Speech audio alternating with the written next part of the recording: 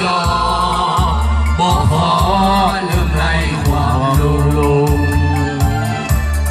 โฮจิมิ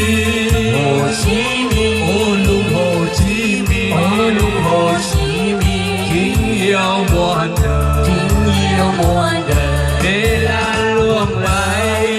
ผ่านไปก็นานแสนนานแต่ใจเหี่ยวนานทุกวันก็น่าเห็นศรัทธาทำเพียรฝึกฝนตั้งตนเพื่อสร้างปราสาทดวงใจเคารพบูชาอมตะ